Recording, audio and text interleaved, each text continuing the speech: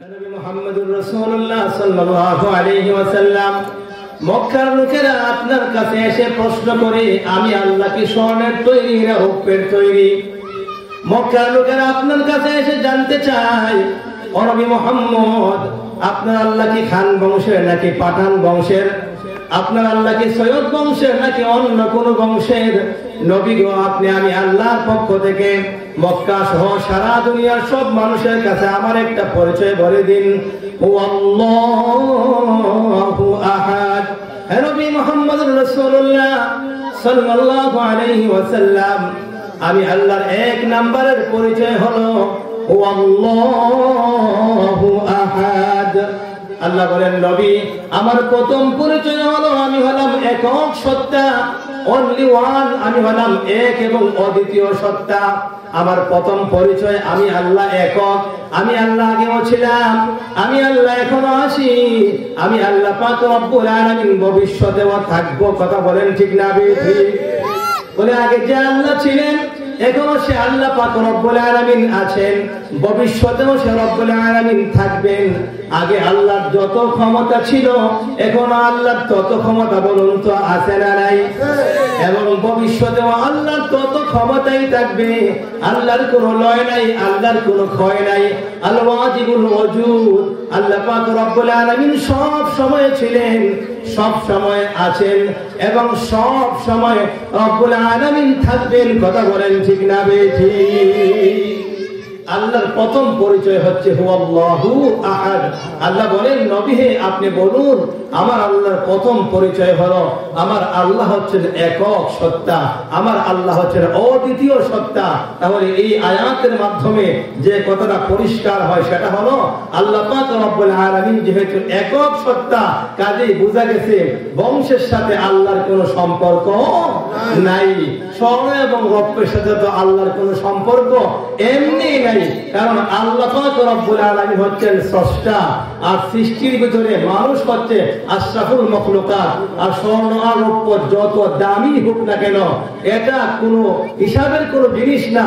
মনে করেন যে মানুষের যে মূল্যায়ন, স্বর্ণের কিন্তু সেই মূল্যায়ন না। আপনি যদি 1 কেজি স্বর্ণ বাজার থেকে কেনেন, যত টাকা দিয়ে যত দামি হোক আপনি চাইলে কিনতে পারবেন যদি আপনার এবিলিটি থাকে। কিন্তু একটা মানুষ যদি আপনি বানাইতে চান, 1 কোটি টাকা দিয়ে একটা মানুষকে আপনি বানাইতে পারবেন? মানুষের চেয়ে বড় তো আর কোনো কিছু নাই। তো যেখানে বংশের সাথে আল্লাহ পাকের কোনো দূরতম সম্পর্ক নাই, সেখানে স্বর্ণ আর রৌপ্যের কথা এটা একবারে অথর্ব কথা, এটা একবারে অসার কথা। এটা বলার মধ্যে, এটা নিয়ে কথা বলার মধ্যে কোনো ধরনের সার্থকতা এবং সফলতা নাই। আমার বন্ধুগণ, আল্লাহ পাকের প্রথম পরিচয় দিয়ে দিচ্ছেন। আমরা প্রথমে আগে আয়াতের অর্থগুলো শুনবো, এরপরে ইনশাআল্লাহ আমরা যদি সময়ে আমাদের কভার হয় তাহলে আমরা বাকি তাফসীরের আলোকে প্রতিটি আয়াতকে সামনে রেখে আমরা আরো কিছু কথা বলবো। তো আল্লাহ পাক রব্বুল আলামিন প্রথম যে কথাটি বলছেন, আল্লাহর প্রথম কথা হচ্ছে আমার প্রথম পরিচয় শুনে নাও, হুয়াল্লাহু আহাদ। আমি আল্লাহ হচ্ছে একক সত্তা, আমি আল্লাহর সাথে কোনো শরীক নাই। আমার বন্ধুগণ, আল্লাহ পাক রব্বুল আলামিন সেই কথাই বলছেন, হুয়াল্লাহু আহাদ। ওগো নবী মুহাম্মদুর রাসূলুল্লাহ সাল্লাল্লাহু আলাইহি ওয়াসাল্লাম, মানুষ আপনার কাছে আমার পরিচয় জানতে চায়। মানুষ আপনার কাছে এসে আমি রব্বুল আলামিন সম্পর্কে প্রশ্ন করে, ও নবী, আপনি মন গড়া কোনো জবাব দেওয়া লাগবে না, আপনি নিজের পক্ষ থেকে কোনো কথা বলা লাগবে না।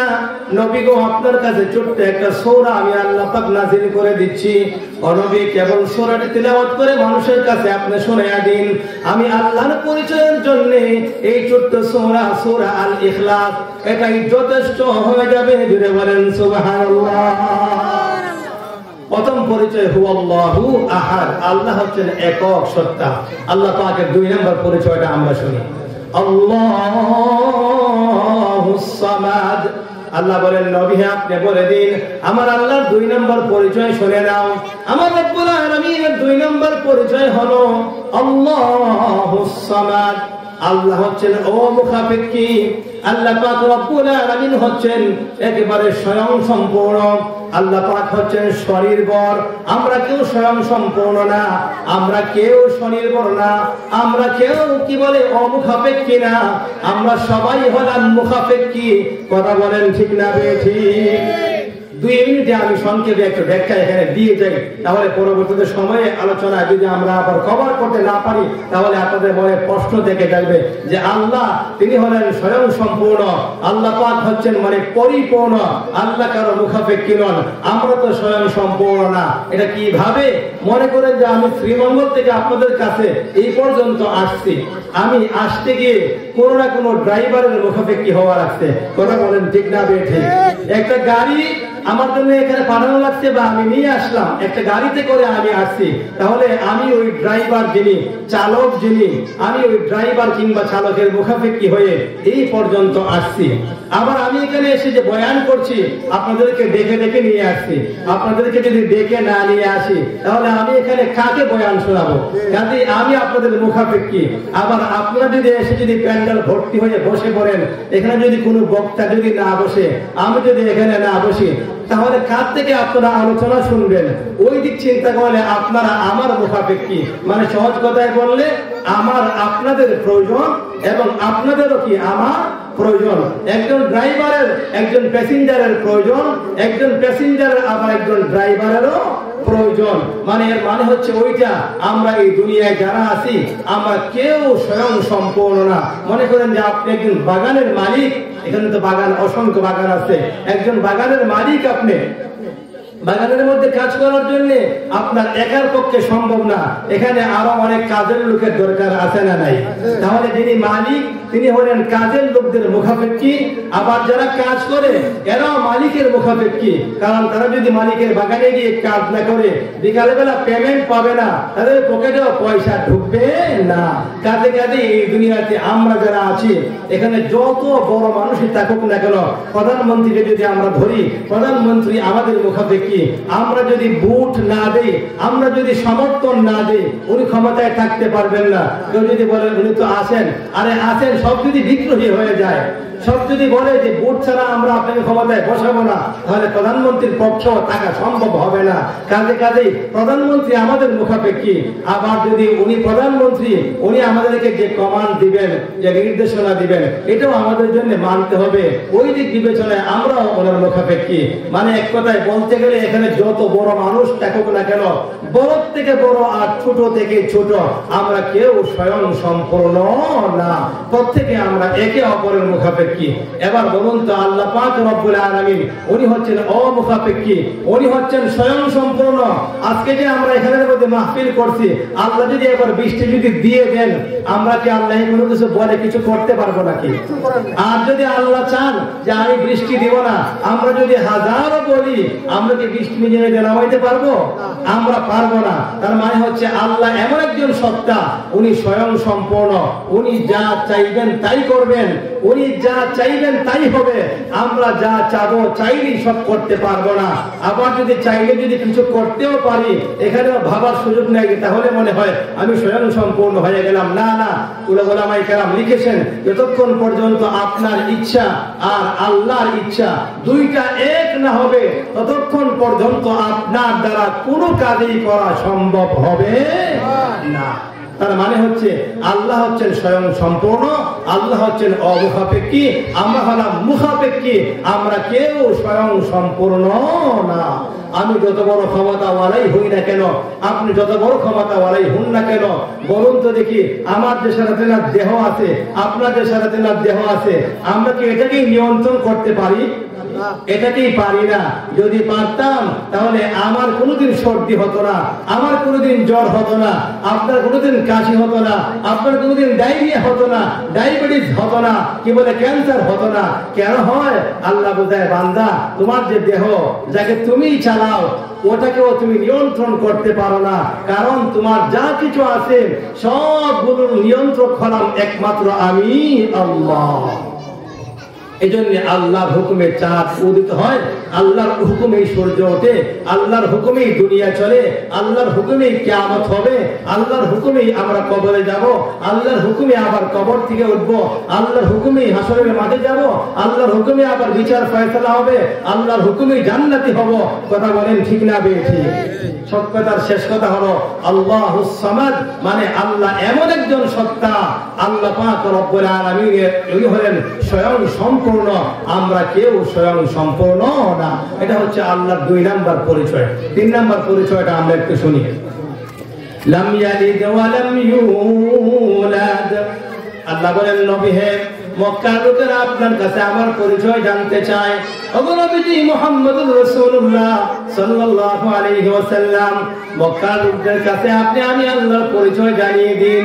বলুন লাম ইয়ালিদ, ও মক্কার লোকেরা, আমি আল্লাহকে কেউ জন্ম দেয় নাই, ওয়া লাম ইউলাদ, এবং আমি আল্লাহ কাউকে জন্ম দেই নাই। কথা বলেন ঠিক না বেঠিক? আল্লাহর কোনো বাবা আছেন নাকি?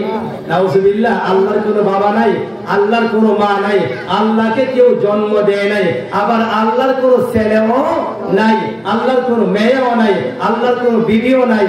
এখন আমরা যদি কথা বলতে হলে কথায় কথা লম্বা হয়ে যাবে। একদল মানুষ দুনিয়ার জমিনে আছে, এরা হযরত ঈসা আলাইহিস সালাতু ওয়াস সালামকে আল্লাহর পুত্র বানিয়েছে এবং মারিয়াম আলাইহিস সালাতু ওয়াস সালামকে আল্লাহর স্ত্রী বানিয়েছে। যদি বলেন নাউজুবিল্লাহ। আল্লাহ কোরআনে তার জবাব দিয়েছেন, আমরা সেদিকে আজকে যাব না। আমার বন্ধুগণ, কেউ উযাইর আলাইহিস সালাতু ওয়াস সালামকে মানে আল্লাহর পুত্র সাব্যস্ত করেছে, আল্লাহ পাক রব্বুল আলামিন তার জবাব দিয়েছেন কোরআনুল কারীমের মধ্যে। তাহলে আল্লাহ বুঝাচ্ছেন, বান্দা তোমরা আমার 3 নাম্বার পরিচয় শোনো। লাম ইয়ালিদ, আমি আল্লাহকে কেউ জন্ম দেয় নাই, ওয়া লাম ইউলাদ, এবং আমি আল্লাহ কাউকে জন্ম দেই নাই। আল্লাহ 4 নাম্বার পরিচয় শুনে নাও। আল্লাহ বলেন ওগো নবীজি, ওয়া লাম ইয়াকুল লাহু কুফুয়ান আহাদ। ও নবী মুহাম্মদুর রাসূলুল্লাহ সাল্লাল্লাহু আলাইহি ওয়াসাল্লাম, আপনি সারা দুনিয়ার সব মানুষের কাছে আমি আল্লাহর 4 নম্বর পরিচয়টা বলে দিন। ওয়া লাম ইয়াকুল লাহু কুফুয়ান আহাদ। আল্লাহ বলেন, বান্দারে বান্দিগো ভালো করে কান পেতে শুনে নাও, আমি আল্লাহ এমন একজন সত্তা, আমি আল্লাহ এমন একজন মালিক। আল্লাহ বলেন ওয়া লাম ইয়াকুল লাহু কুফুয়ান আহাদ, আমি আল্লাহর সমকক্ষ পুরা দুনিয়ার ভিতরে কেউ নাই। কথা বলেন ঠিক না বেঠিক? আল্লাহর সমান, আল্লাহর সমকক্ষ এমন কেউ নাই, আল্লাহর চেয়ে বড় তো আর নাই। ফেরাউন বলছিল আনা রাব্বুকুমুল আলা, আমি সবচেয়ে বড় খোদা। আপনারা ফেরাউনের সেই ইতিহাস জানেন। ওই ফেরাউনকে আল্লাহ পাক রব্বুল আলামিন বাহরে কলসুমের মধ্যে ওখানে পানি খাওয়িয়ে কাদামাটি দিয়ে মুখে চাপ দিয়ে আল্লাহ পাক তাকে ওখানে নীলদরিয়ায় বাহরে কলসুমে নিঃশেষ করে দিয়েছেন। এবং সেই খোদাদ্রোহীকে আজীবনের জন্য মানুষের কাছে নিদর্শন রাখার জন্য আল্লাহ ওই বাহরে কলসুমের মধ্যে ফেরাউনের লাশকে অটোমেটিকলি আল্লাহ মমি করে দিয়েছিলেন। ওখানে ওই লাশটা পুকে খায় নাই, পচে নাই, গলে নাই, মাছে খায় নাই, কোনো পশু পাখি নেয় নাই, খায় নাই। এটাকে আল্লাহ অটোমেটিক মমি বানিয়ে দিয়েছেন মিশরের জাদুঘরে। বলুন তো আজও সেই ফেরাউনের ওই দেহ আছে না নাই? কেন আল্লাহ এটা রেখে দিয়েছেন? আমরা কবরে গেলে পরে কয়দিন থাকবো? আমরা অল্প দিনের ভিতরে আমাদের সবগুলো একেবারে পচে গলে নষ্ট হয়ে যাবে, হাড্ডিগুলো একসময় নিঃশেষ হয়ে যায়, কোনো কিছু খুঁজে পাওয়া যায় না। ফেরাউন মারা গেল ওই বাহরে কলসুমের মধ্যে, পানি একে পচে গলে নষ্ট করে দেওয়ার কথা, মাছে এগুলোকে ওকে খেয়ে ফেলার কথা। কারণ সমুদ্রের মধ্যে কত বড় বড় বিশাল বিশাল মাছ, তিমি আছে, হাঙ্গর আছে, বারমুদা ট্রাঙ্গেল আছে, অনেক বড় বড় মাছ আছে যাদের টনের টন খাবার এক এক দিনের প্রয়োজন হয়। কিন্তু ওই ফেরাউনকে কেউ খেলো না। কেন খেলো না? আল্লাহ মানে বুঝাইতে চাই, ও দুনিয়ার মানুষেরা, ফেরাউন বলছিল আমি সবচেয়ে বড় খোদা। বড় খোদার অবস্থা তোমরা একবার দেখো আর শিক্ষা নাও যে আমি আল্লাহ পাক রব্বুল আলামিন চাইলে আমি আল্লাহ কি করতে পারি না। কথা বলেন ঠিক না বেঠিক? আমার বন্ধুগণ, তরজমা আমরা বললাম। এখন আমরা তাফসীরের আলোকে আমরা যে কোনো একটা আয়াতকে সামনে রেখে, আমাদের হাতে 20 মিনিটের মতো আছে, আমরা একটা আয়াতের তাফসীর করব ইনশাআল্লাহ। প্রথম যে আয়াত এখানে আল্লাহ বলছেন হুয়াল্লাহু আহাদ, আল্লাহ হচ্ছেন একক সত্তা। এটা নিয়ে কথা বললেও আমরা বলতে পারি অসংখ্য আয়াতে আল্লাহ যে একক সত্তা আল্লাহ পাক রব্বুল আলামিন তার বর্ণনা করে দিয়েছেন। একটা ছোট্ট एग्जांपल দিচ্ছি আমার বন্ধুগণ। আল্লাহ পাক বলেন লাউ কানা ফীহিমা আলিহাতুন ইল্লাল্লাহু লা ফাসাদাতা, আমি আল্লাহ যে একক সত্তা এর জন্য বেশি কি বলে উদাহরণ দেওয়ার প্রয়োজন হয় না। আল্লাহ বলেন বান্দারে বান্দিগো শোনো, লাউ কানা ফীহিমা আলিহা ইল্লাল্লাহ, আমি আল্লাহ ছাড়া যদি আর কোনো মাবুদ থাকতো, আমি আল্লাহ ছাড়া যদি আর কোনো সত্তা থাকতো, তাহলে মুহাজিরাবাদের আজকের যে মাহফিল, পূর্ব পাড়ার যে মাহফিল, এটা হয়তো ঠিক মতো হতো না। কারণ একজন খোদা হয়তো বলতেন আজকে এই মুহূর্তে এখানে বৃষ্টি হবে, এখানে মাহফিল করতে দেব না।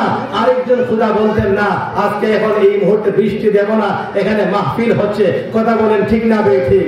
একজন খোদা হয়তো বলতেন আজকে এখানে ঠান্ডা বেশি হবে, আরেকজন আল্লাহ বলতেন না না মাহফিল যেহেতু হচ্ছে আজকে ঠান্ডা বেশি পরিমাণ দেব না।